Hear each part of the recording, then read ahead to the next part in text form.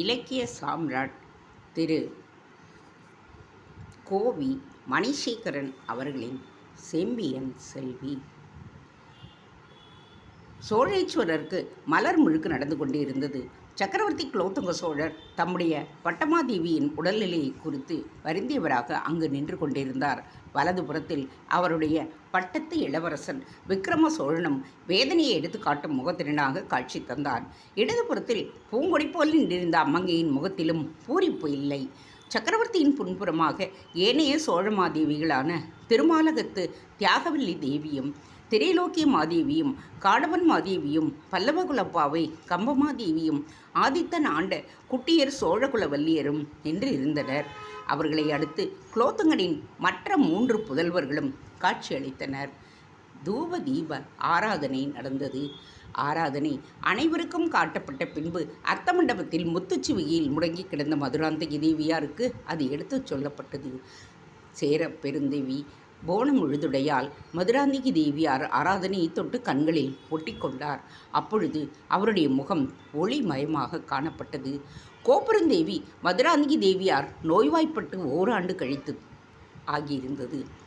முதுகில் கட்டி எழும்பி நாளுக்கு நாள் பெருத்து வரவே அரண்மனையின் பெரிய மருத்துவர் அதை பழுக்கச் செய்து அறுவை நடத்தி சீழெடுத்து சீர் செய்ய முனைந்தார்.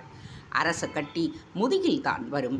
அதை குணப்படுத்துவது என்பது அந்த காலத்தில் மிகவும் கடினமான செயலாக இருந்தது. கட்டியை பிளந்தும் அது ஆறாத புண்ணாகவே இருந்து வரலாயிற்று. ஓராண்டு கழிந்ததை ஒழிய சீரான பாடு இல்லை. அதன் காரணமாக உடல் மிகவும் சீர்கேட நிலைக்கு மாறி உயிரின் பேரிலும் ஐயப்பாடு எழுவதாயிற்று. கோப்பெருந்தேவிக்கு தம் உயிர் போல் நம்பிக்கை இல்லாமல் போய்விடவே தம்முடைய இளையகுமாரன் விக்ரம சோழனை வேங்கியிலிருந்து வரவழைத்திருந்தார். எல்லோரும் தேவியரின் எதிரில் நின்றிருந்தனர். ஆனால் அவருடைய உள்ளத்தில் இடம்பெற்ற கருணாகரனை காண முடியவில்லையே என்று பலவாறு வருந்தினாள். சில சமயங்களில் மருத்துவர்களுக்கும் தேவியின் உள்ளத்தில் ஏதோ குறிப்பாடு இருந்து வருகிறது. அதை சரி செய்தால் ஒருவேளை நோய் குணமாகலாம் என்று சக்கரவர்த்தியிடம் எடுத்து கூறினர். சக்கரவர்த்தியோ காரணம் தெரிந்தும் அதை வேறு விதமாக மருத்துவர்களிடம் கூறி மழுப்பி விட்டுவிட்டார். மருத்துவர்களுக்கும் ஒன்றும் பேச முடியாமல் போய்விட்டது. கருணாகரனை வரவழைப்பதென்றால் அது ஆகும் காரியமா என்ன? அரசியலில் உறவையும் பாசத்தையும் பார்ப்போமேயானால் அது நீதிக்கு புறம்பானதாக ஒன்றோ முடிந்துவிடும். அரசியல் மக்களுக்காகவே ஒழிய சுயநலத்துக்காக அல்லவே. எந்த சோழ பேரரசை காக்க வல்லவோ கருணாகரன் வடக்கு நோக்கி சென்றிருக்கின்றான். பகைவின் மாளிகைக்குள் செயலில் ஈடுபட்டவனை வரவழைத்து விட்டால் அடுத்து அழிவுதானே நிகழ நேரிடும். கலவரங்கள் நிறைந்த இந்த நேரத்தில் கலிங்கன் துணிந்து போர் எடுத்தால் அவனுக்கு தோல்வி கிடைப்பது ஒரு புறம் இருந்தாலும் சேரரும் பாண்டியரும் இடையே புகுந்து சோழ நாட்டை சோகத்தில் ஆழ்த்திவிட்டால் அதனால் கலிங்கன் நோக்கி சென்ற அனந்தவர்மனை முறியடிப்பதில்தான் நன்மை இருக்கின்றது.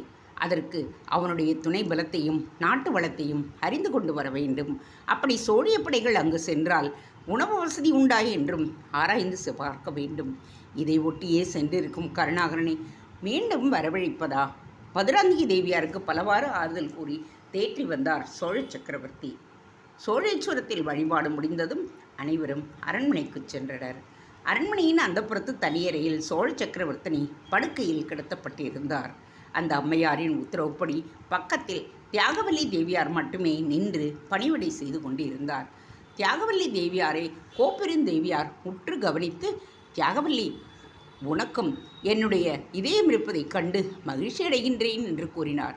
பெருந்தேவி, எனக்கு மட்டுமல்ல, இந்த சோழ நாட்டு மக்கள் அனைவருக்குமே இந்த பண்புதான் இருக்கின்றது. ஏனென்றால் எங்கள் எல்லோருக்கும் தாங்கள்தானே சக்கரவர்த்தினி. அருமை தங்கையே, என்னுடைய அரச நம்பிக்கை நான் உன்னை பாராட்டுகின்றேன். எனக்கு பிறகு என் இடத்தில் நீதான் அமர வேண்டியவள். சக்கரவர்த்தியிடம் இதை நானே சொல்லியிருக்கின்றேன். பெருந்தேவி, இப்படியெல்லாம் கூறி மனதை வருத்தாதீர்கள். தங்களுக்கு என்ன வந்து விட்டது? இன்னும் சில தினங்களில் நீங்கள் குணமாகி விடுவீர்கள். உன்னுடைய நம்பிக்கையை கேட்டு மகிழ்கின்றேன் தியாகவல்லி. நான் நிச்சயம் பிழைக்க மாட்டேன்.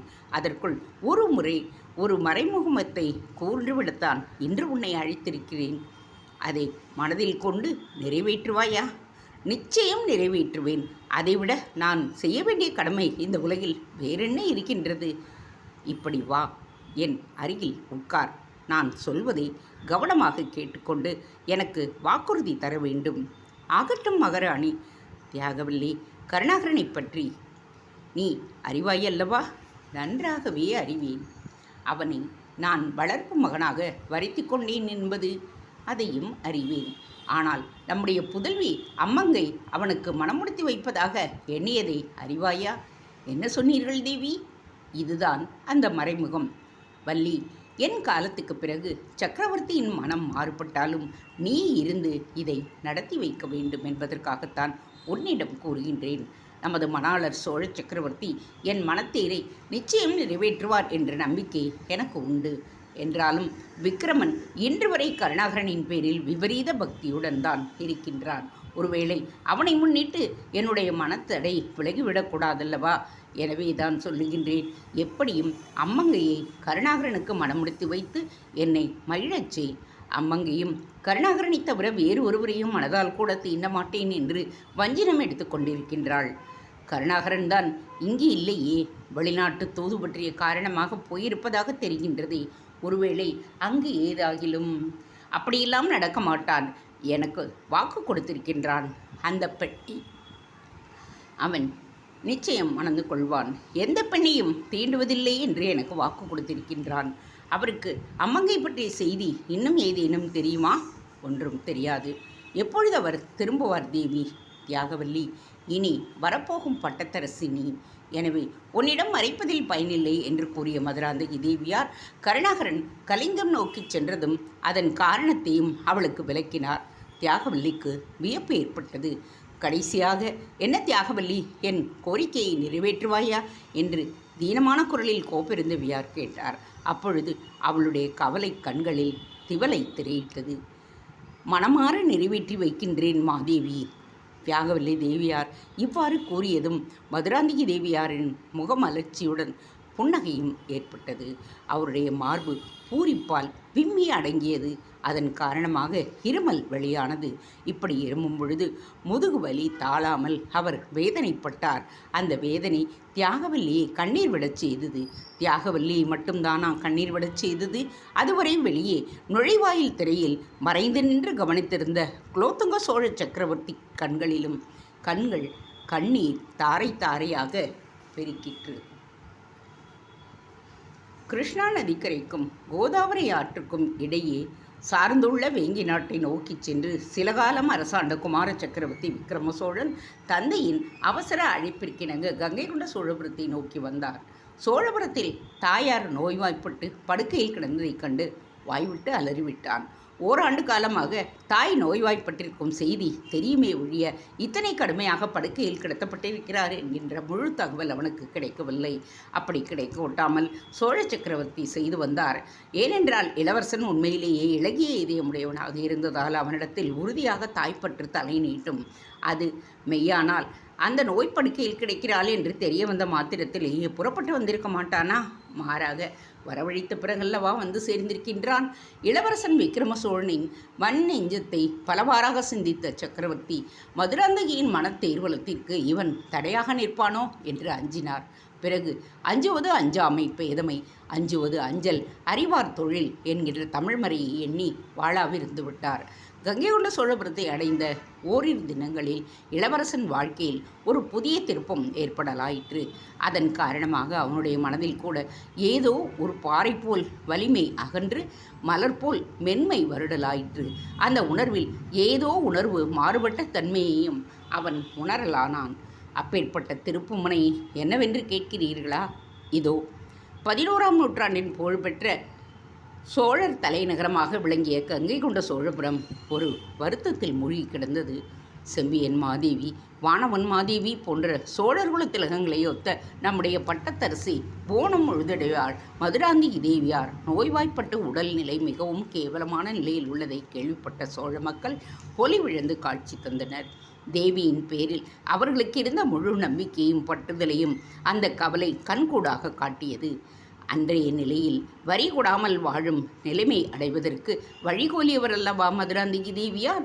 அந்த அம்மையாரின் வேண்டுதலுக்கு இணங்கியும் மக்கள் துயர் துடைக்கப்பட்டால் மணிமகுடம் நன்முறையில் காக்கப்படும் என்று நன்னோக்கில் மல்லர் சோழ சக்கரவர்த்தி சுங்கம் தவிர்த்தார். கோப்பெரும் தேவியார் உயிருடன் இருப்பாரேயானால் இதுபோல் நன்மைகள் இன்னும் ஏராளமாக ஏற்படலாம் அல்லவா? இந்த நிலையில் குமார சக்கரவர்த்தி விக்ரம சோழன் வேங்கியிலிருந்து வந்த மக்களுக்கு பலவாறாக ஆறுதல் கூறினான். மந்திரி மண்டலத்தாரை விட்டு மக்களை தேற்றச் சொன்னான். தேவியின் உடல்நிலை விரைவில் குணமடையும் என்று அறிவிக்கச் சொன்னான். இளவரசன் சோழபுரத்தை அடைந்து 2 வாரங்கள் உருண்டோடின. விக்ரம சோழன் தன்னுடைய அவைப்புலவரும் தந்தைக்கு நிகரானவருமான காலதேவரை கண்டு கருணாகரனை பற்றி ஏதேனும் தெரிந்து கொள்ள முடியுமா என்று கேள்விக்குறியுடன் மெய்க்காவல் புத்தூரை நோக்கி சென்றான். கருணாகரன் கலிங்கம் நோக்கி சென்றது அவனுக்கு தெரியாது. கவி சக்கரவர்த்தி காலதேவரின் இல்லமும் மெய்க்காவல் புத்தூரில் தான் இருக்கின்றது. மெய்க்காவல் புத்தூரில் அரண்மனை சிற்பினர்களில் ஒருவர் முக்கியம் வாய்ந்தவர்களாக குடியேறி அரசரால் கட்டித்தரப்பட்ட மாளிகைகளில் வாழ்ந்து வந்தனர். ஆனால் காலதேவர் மட்டும் தனக்கு என்று சிறு இல்லத்தை பெற்று தம்முடைய காலத்தை அறவழியில் செலுத்த முனைந்திருந்தார். மெய்க்காவல் புத்தூரில் காலதேவர் இல்லத்திற்கும் தளபதி காளிங்கராயர் மாளிகைக்கும் இடையே அரைநாழி தூரம் இருந்தது. காலதேவர் பெரும்பாலும் காளிங்கராயர் மாளிகையில்தான் காலம் கழிக்க விழைவார். சிவபெருமானை வணங்கும் நேரம் போக மிகுதி நேரத்தை, அதாவது அரண்மனைக்கு செல்லும் நேரங்களை தவிர்த்து மற்ற நேரங்களில் இளவேணியுடன் பேசிக்கொண்டிருந்தால் பொழுது போவதே அவருக்கு தெரியாது. இளவேணியும் கருணாகரனும் தான் அவருடைய 2 கண்களாயிற்றே. அன்று இளவேணி காலதேவர் வீட்டில் இருந்தாள். கருணாகரன் கலிங்கம் நோக்கி சென்றதிலிருந்து கலிங்கராயர் அரண்மனைக்கு புறப்படும் பொழுது இளவேணியும் காலதேவர் வீட்டுக்கு புறப்பட்டு விடுவாள். அவளுக்கு தனிமை பிடிக்காது. அதனால் முதுமையில் இளமை குறும்பு பேசும் காலதேவர் வீட்டில் காலம் தள்ளுவதில் இளவேணிக்கு ஒரு அலாதியான விருப்பம் உண்டு. சிறிது நேரம் வரை இளவேணியும் காலதேவரும் பேசிக்கொண்டு இருந்தனர். அந்த நேரம் காலதேவருக்கு பூஜைக்கான பொருள்களை கொண்டு வந்து முனைக்க இளவேணியின் கூந்தலில் செருகிக் கொண்டிருந்த மலர்கொத்தை கண்ட காலதேவருக்கு ஏதோ ஒரு நினைவு வந்தது. இளவேணி, ஏனப்பா? காளிங்கராயர் குடும்பத்தில் காலதேவர் நீண்ட ஆண்டுகளாக பழக்கப்பட்டதோடு அல்லாமல் கருணாகரனையும் இளவேணியும் பாதுகாத்து வளர்த்தவரும் அவரே. ஆதலால் இளவேணி அவரை அப்பா என்று அழைத்து பழக்கப்பட்டு விட்டாள். இளவேணி, பெண்களின் கூந்தலில் மலர்கொத்தை செருகிக் கொண்டிருக்கிறார்களே, அதற்கு காரணம் என்ன தெரியுமா உனக்கு? இளவேணி ஒருமுறை தன்னுடைய கூந்தலில் செருகி விரித்த மலர்கொத்தை தடவி பார்த்து கொண்டாள். முகத்தில் அரும்பும் புன்னகையுடன், தெரியாதப்பா என்றாள். காலதேவர் முதலில் சிரித்தார்.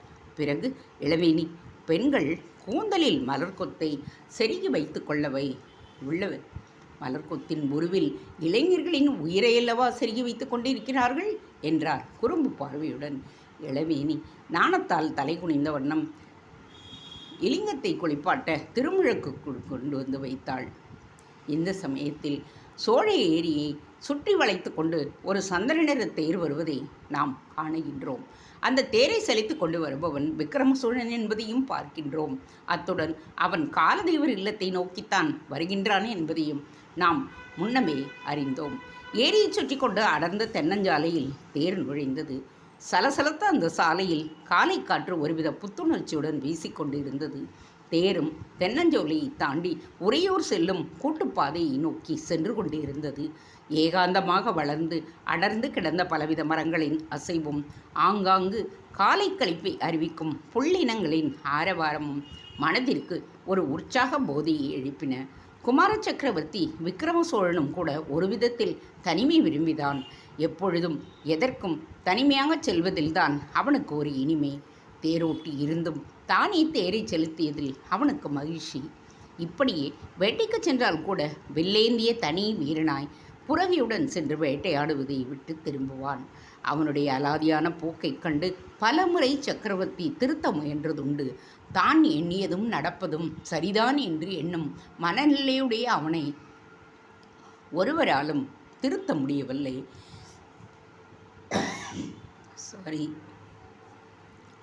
அறியாமையை தாண்டி தனக்கு அனைத்தும் தெரியும். வேண்டுமானால் அனுபவம் சிறிது போதாமல் இருக்கலாம். அது வாழ்க்கை பொறுத்தது, வயதை பொறுத்தது. இளமையில் உரிமை இழந்தால் வாழ்நாளில் நலத்தையே இழக்கின்றோம் என்று எண்ணக்கூடியவனாயிற்று விக்ரம சோழன். காலதேவர் இல்லம் இருக்கும் வீதியை அடைந்து தேர் மெதுவாக சென்று கொண்டிருந்தது. விக்ரமனுடைய சிந்தனை காலதேவரை எப்படியெல்லாம் கிளறி கருணாகரன் வழியாக தூதுக்கு அனுப்பப்பட்டிருக்கிறானா அல்லது வேறெங்காகிலும் அனுப்பப்பட்டு இருக்கின்றானா என்பதை கேட்க முடியும் என்று சிந்தித்து இதை மறைமுகமாக அறியாமல் இன்று காலதேவர் இல்லத்தில் இருந்து புறப்படக்கூடாது என்றும் திட்டமிட்டு கொண்டான். காலதேவ புலவரின் இல்லத்திற்கு எதிர்த்தாற்போல் இருந்த மண்டபத்தின் அருகே தேரை நிறுத்திவிட்டு வாயிலை நோக்கி விரைந்தான். இந்த கேள்வியை ஆரம்பத்திலேயே கேட்டு விடுவது நல்லதா அல்லது பொறுமையாக இருந்து வாய்ப்பு கிடைக்கும் பொழுது கேட்பது நல்லதா என்று தீவிர சிந்தனையில் ஈடுபட்டவனாக காலதேவர் இல்லத்து வாயிலை நெருங்கிய குமார சக்கரவர்த்தி பளார் என்று முகத்தில் அறைப்பட்டது போன்ற உணர்வைக் கண்டு திகைத்து திணறி அப்படியே நின்று விட்டான். உடல் முழுவதும் நீரால் அடைக்கப்பட்டு மெய்சிலிர்த்து நின்ற விக்ரம சோழன் பெரும் சினம் கொண்டவனாக அண்ணாந்து நோக்கினான். குமார சக்கரவர்த்திக்கு மேலும் மெய்சிலிர்த்தது. அவனுடைய உடல் அசையாமல் சிலை போல் அப்படியே நின்றுவிட்டது.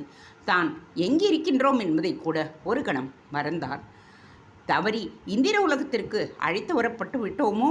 இல்லை, அழகான மெய்க்காவலை கொண்ட மெய்க்காவல் புத்தூரில் தான் இருக்கின்றோம் என்று நினைவிற்கு வரலானான். சற்று முன் கொதித்து எழுந்த சினம் எங்கேயோ குதித்து ஓடி மறைந்து விட்டது. காலதெய்வத்து இல்லத்து வாயில் அழகின் மெய்க்காவலாக விளங்கிய இளவேணி கையில் குடத்துடன் கண்ணிமைகளை படபடத்த வண்ணம் நின்று கொண்டிருந்தாள். அவளுடைய இதயம் வேகமாக துடிதுடித்தது. ஏதோ பெரிய குற்றம் இழைத்து விட்டது போல் அவளுடைய உடல் நடுங்கியது. காலதெய்வன் வழிபாட்டுக்குரியவைகளை கொண்டு வந்து வைத்துவிட்டு சுவையான பீச்சில் ஈடுபட்டிருந்த இளவேணி இலிங்கத்திற்கு திருமுழக்கு ஆனதும் அந்த நீரை வெளியில் கொட்ட வேண்டி வந்தாள். அவளுடைய இதயத்தில் காலதேவருக்குரிய இளமை வர்ணனை அலைமோதச் செய்யவே தன்னை மறந்தவளாக எதிரே வருபவரையும் கவனிக்காமல் குடத்தில் உள்ள திருமுழுக்கு நீரை வீசிவிட்டாள். அந்த வேகம் விக்ரம சோழனின் முகத்தை பதம் பார்த்து விட்டது. ஆனால் அந்த பதம் இருவருடைய காதல் நடனத்திற்காக எழுந்தது என்பதை அவர்களால் இப்பொழுது உணர முடியவில்லை. சிறிது நேரம் பயத்தால் நின்று நடுங்கிய இளவேணி வாய்த்திருந்து தன்னுடைய வருத்தத்தை கூட தெரிவிக்காமல் சிட்டென பறந்து உள்ளே சென்று மறைந்தாள். இளவரசனும் தன் உணர்வு பெற்றவனாக உள்ளே செல்ல எத்தனிக்கும் பொழுது மீண்டும் ஒரு ஐயப்பாடு அவனுடைய மனதுக்குள் எழுந்தது. வெளியே நின்றபடி இல்லத்தை ஒருமுறை முற்று நோக்கினான். ஆம், இது காலதேவருடைய இல்லம்தான், தவறில்லை என்று வேறெங்கோ வந்து விடவில்லையே என்ற முடிவுடன் உள்ளே நுழைந்தான். இளவேணி படபடத்தது. உள்ளே நுழைந்து மறந்ததைக் கண்ட காலதேவருக்கு ஒன்றுமே விளங்கவில்லை. சற்று முன்னால் தானே மகிழ்ச்சி துள்ளலுடன் வெளியே சென்றால், உள்ளே வரும்பொழுது ஏன் இப்படி உடல் நடுங்கி மறைய வேண்டும்? இப்படி எண்ணிக்கொண்டே வெளியில் சென்று கவனிக்க எழுந்த காலதேவர் அந்த சமயம் வணக்கம் அடிகள் என்று கூறிக்கொண்டே விக்ரம சோழன் உள்ளே நுழைந்தான். காலதேவருக்கு புரிந்துவிட்டது. விக்ரம சோழனுடைய ஆடை நனைந்திருப்பதைக் கண்டு நடந்தது என்ன என்பதை மேலும் புரிந்து கொண்டார். அவருடைய உதைகள் புன்னகைத்தன, உள்ளம் புன்னகைத்தது. வா விக்ரமா, ஆடை முழுவதும் நனைந்து கிடக்கிறதே, ஒருவேளை வரும்பொழுது சோழகங்கம் ஏரியில் முழுக்கு போட்டுவிட்டு வருகிறாயோ? காலதேவர் தெரியாதவரைப் போல கேட்டுக்கொண்டே அமர்வதற்கு இருக்கையை தந்தார். அவரும் அமர்ந்தார். ஆம் சுவாமி, முழுக்கத்தான் போட்டு இருக்கின்றேன். ஆனால் ஏரி நீரில் அல்ல. புலவர் பெருமான் காலதேவர் வீட்டு கழுவடை நீரிலா? பின் தங்கள் வீட்டுக்கு வந்திருக்கும் ஒரு புதிய பெண் எதிரே வரும் ஆணை கூட கவனியாமல் இப்படி பாத்திரம் கழுவிய நீரை கொண்டு வந்து என் உடம்பை பதம் பார்த்து இருப்பாளா?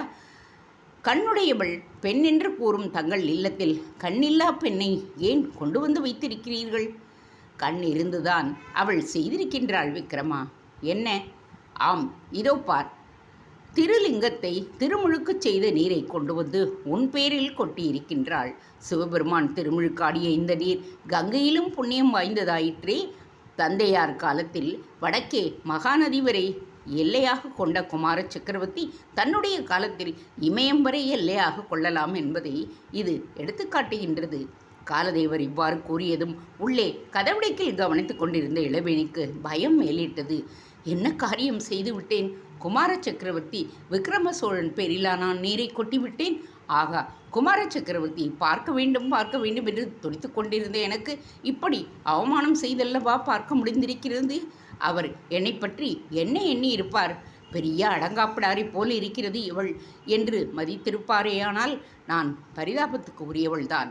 என்னுடைய பரிதாபம் மாவீரர்களான என்னுடைய அண்ணன்மார்களுக்கு இழுக்கு தேடி தரக்கூடாதல்லவா? கடவுளே, காலதேவர் மனதுள் புகுந்து என்னை இன்னாரென்று அறிவிக்காமல் தடுத்துவிட்டால் உனக்கு மிகவும் புண்ணியம் உண்டு. கடவுளுக்கு என்ன புண்ணியம் வேண்டி கிடைக்கிறது? மனிதருக்குத்தானே அது தேவைப்படுகின்றது. சோழீஸ்வரா, என்னுடைய வேண்டுகோளை நிறைவேற்றினால் சின்ன அண்ணா திரும்பியதும் நான் 100 தேங்காயா சூறை விடுவேன். திருலிங்கத்தின் திருமுழுக்கு நீரை தன் பேரில் கொட்டியிருக்கின்றாள் அந்த பெண்மணி என்று தெரிய வரவே விக்கிரமன் மீண்டும் அவளை ஒருமுறை நினைத்து பார்த்தான். அது சரி அடிகளே, அந்த பெண் யார்? காலதேவர் சிறிது நேரம் தயங்கினார். இளவேணியின் இதயம் நின்றுவிடும் போல் இருந்தது. சொல்லுகின்றேன் சோழகுமாரா, முதலில் ஆடையை அவிழ்த்து உலரப்போடு, பிறகு பேசுவோம். இல்லை, அது உடலோடு இருக்கட்டும். மேலும் வெயில் வேளையில் சற்று குளுமையாகவும் இருக்கின்றது. இந்த சமயத்தில் இளவேணியின் இதயத்தில் எங்கோ ஒரு பங்கு குளிர்ந்ததாக தென்பட்டது. அப்படியென்றால் உன் விருப்பத்தை நான் தடுக்கவில்லை. சுவாமி, அரண்மனையில் அம்மா என்னை தேடுவார்கள். ஓரிரு செய்திகளை தங்களிடம் கேட்டு தெரிந்து கொள்வதற்காகத்தான் இங்கு வந்திருக்கிறேன். வரவேற்பும் பலமாக இருக்கின்றது. அந்த பெண் யார் என்று தெரிந்தால் நான் வந்த செய்தியை பற்றி தாராளமாக பேசலாம். தவறு இல்லை, தாராளமாக பேசலாம். அவள் என்னுடைய நண்பரின் புதல்வி. மிகவும் நல்லவள். தன்னை பற்றியே இன்னும் சரியாக புரிந்து கொள்ளாதவள். ஆனால் பிறரை பற்றி கவலைப்பட மாட்டாள். வந்த செய்தியை சொல்லலாம் சோழகுமாரா. காலதேவர் இப்படி கூறியதும் இளவேணிக்கு உயிர் வந்தது. அவளுடைய கலசம் போன்ற மார்பு ஒருமுறை விம்மி அடங்கியது. அந்த பெருமூச்சு ஒருவாறு மற்றவர் காதுகளிலும் விழவும் செய்தது. அடிகளே, தளபதி கருணாகரனை பற்றி தகவல் ஏதேனும் தங்களுக்கு தெரியுமா? இப்பொழுது காலதேவர் நன்கு விழித்து கொண்டார். விக்ரம சோழன் வந்த காரணம் அவருக்கு தெள்ளத் தெளிவாக விளங்கியது. ஏன் தெரியும்? எங்கு போயிருக்கிறார்? எதற்காக போயிருக்கிறார்? இது கேள்வியா விக்ரமா? உன்னுடைய தந்தையார் குலோத்துங்க சோழ சக்கரவர்த்தியின் குணம்தான் உனக்கு நன்கு தெரியுமே. வெளிநாட்டு தொடர்பிலும் பல நாட்டு பொருள்களை இறக்குமதி செய்வதிலும் பற்று உடையவராயிற்றே உன் தந்தை. அதன் காரணமாக வடக்கே பாரசீகத்திற்கு அனுப்பி வைத்திருக்கிறார். அங்கிருந்து கண்ணோசிக்கு வந்து அப்படியே வங்கம் கலிங்கத்தின் வழிமுறைகள் எப்படி இருக்கிறது என்று அறிந்து கொண்டு திரும்பலாம். அநேகமாக இன்னும் சில தினங்களில் திரும்பலாம் என்று எதிர்பார்க்கப்படுகிறது. நானும் இப்படித்தான் கேள்விப்பட்டேன் அடிகளே. ஏதேனும் மாறுதல் இருக்குமோ என்றுதான் தங்களை கேட்டேன். என்ன இருந்தாலும் நேற்று முளைத்த ஒரு பேரில் தந்தையாருக்கு இப்படி நின்ற நம்பிக்கை எழக்கூடாது. பல்லவர்கள் பல்லை பிடுங்காமல் விடப்பட்டதற்கு இணையானவர்கள். இல்லை என்றால் இனத்துரோகிகளான பாண்டியரும் இந்த பல்லவர்களும் சேர்ந்து கொண்டு சோழ பூமியை அந்த காலத்தில் போர் பூமியாக மதித்திருப்பார்களா? அதே நேரத்தில் பல்லவர்களுக்குள் 3ஆம் நந்திவர்மனையும் அவனுடைய பேரன் அபராஜிதவர்மனையும் நாம் மறந்துவிட முடியாது. அபராஜனுடைய தயை இருந்திராவிட்டால் இந்த நேரம் சோழ பூமி மண்ணோடு மண்ணாக போயிருக்கும்.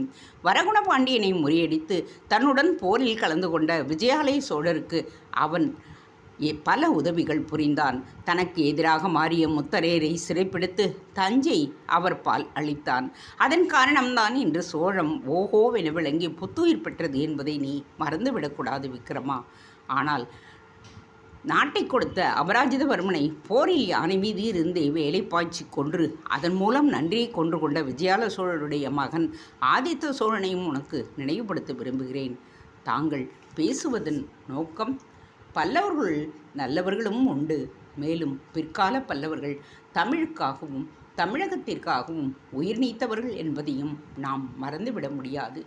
ஏன், சோழ நாட்டை திருப்பி தந்த அபராஜிதனின் பாட்டனார் நந்திவர்ம பல்லவன் தமிழுக்காக உயிர் நீத்த பெருமை நாடறிந்தாயிற்றே. தேங்க்ஸ் ஃபார் வாட்சிங். Please subscribe.